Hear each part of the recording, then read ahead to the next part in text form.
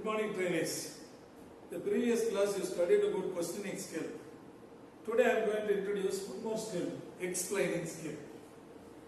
Explaining skill is the most important one for any teacher trainee because without explaining you cannot teach anything.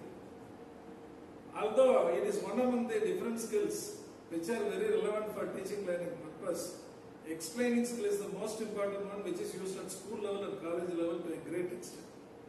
Well, under explaining skill there are 4 subcomponents. Number 1, beginning statement. Beginning statement, number 1. Number 2, explaining links. Number 2, explaining links. Number 3, questions for better understanding. Third component, questions for better understanding. And last component, concluding statement. Concluding statement.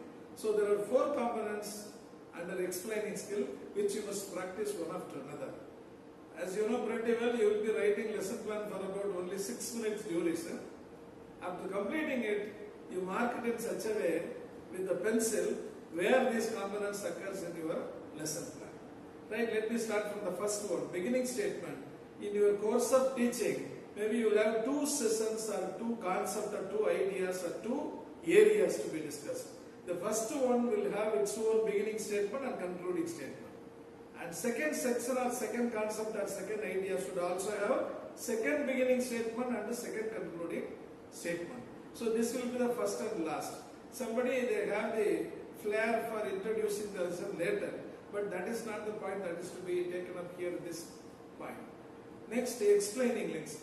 When you discuss these points, you will be elaborating a lot of points, and point number 1 or concept number 1 or teaching item 1 may have more number of statements. Statement 1, statement 2, statement 3, like definition, illustrations and the applications. So all these 3 statements must be properly linked with the appropriate explaining links like hence, since, because, as a result, ultimately, subsequently, finally. So all such words can be used. By giving such links, you can link one idea into another idea and the total concept can be elaborated easily. So once these links and the beginning statements are used, for every point what is being made, that should be checked with the student understanding, for which you will be asking question. Remember, questioning skill is different, but we are asking questions here for understanding or testing the understanding of the learners. So you will be inserting questions of each and every point, which we call questions for better understanding. And finally, when the teaching item is over, teaching concept is over, you will conclude that in this part we discussed on such matter. So you will give a concluding statement. So in that way, your course of teaching can have 3 concepts or 4 concepts or 2 concepts.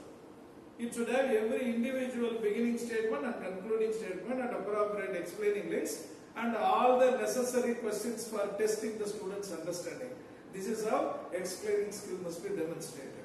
When you demonstrate yourself, when you pick up the skill and your course of explanation and your course of understanding your students will be appropriate and your students will follow it up. Thank you. In our next class we will discuss stimulus variation skill.